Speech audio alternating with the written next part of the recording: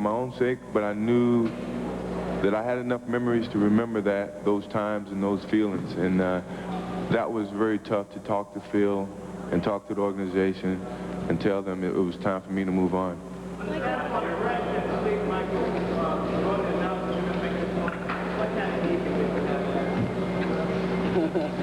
I slept good. I had a great roommate.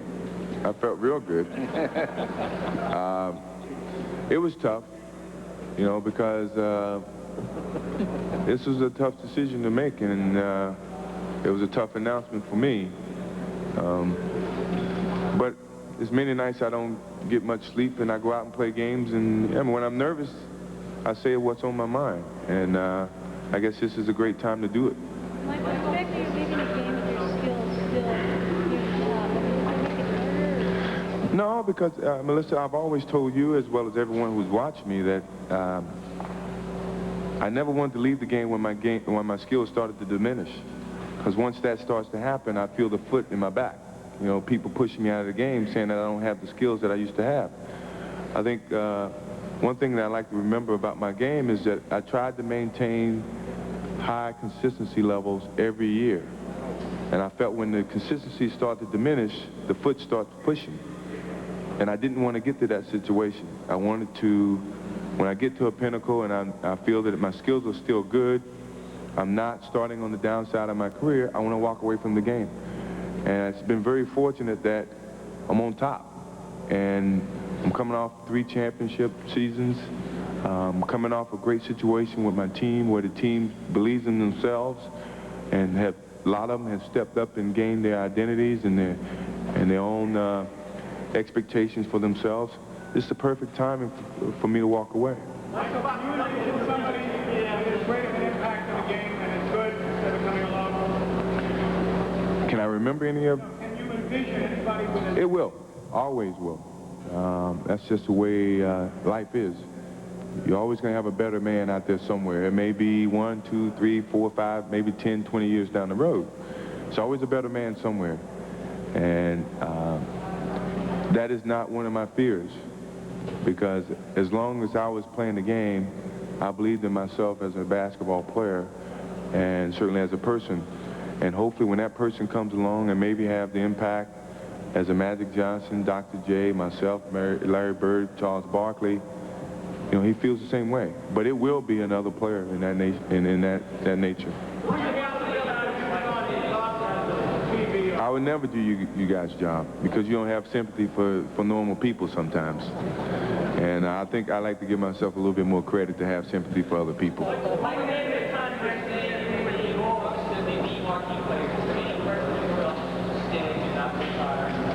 No, I think a lot of people, a lot of times over the last few years, have tried to make me the ambassador of the league. And I've never accepted that role. I think it's a lot of players who must carry that label of the NBA. So that if something like this happens, when a player reaches a point in his career he wants to step away, there's enough entertainment, enough people who are in the spotlight to carry that label. And that's where I think NBA basketball is now. You got a lot of superstars in this league, and with myself stepping away, there's other players to carry that label. Dr. J did it for many years for himself. He carried that label for a long period of time. I don't think it's ever going to be a person who want to accept that responsibility for themselves, by themselves. I never wanted to do it. I don't think Larry, I don't think Magic, any one of them wanted to do it, and I don't think they did. So I think basketball is here to stay, and I think you got other rising stars who can carry that label. And I think it will be successful continuously.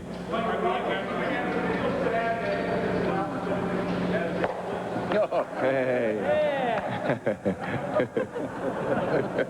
He got even with you. I guess he's even now.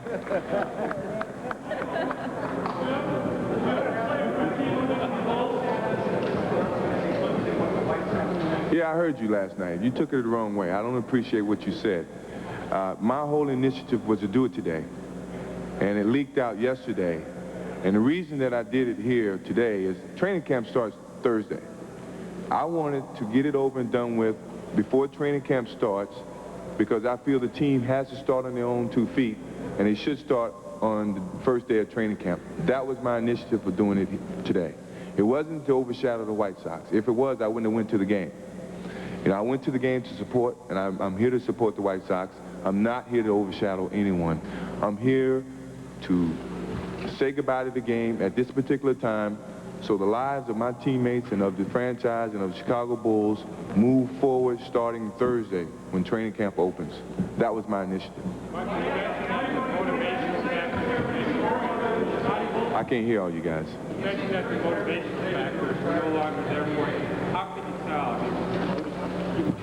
I should have expected that question from you.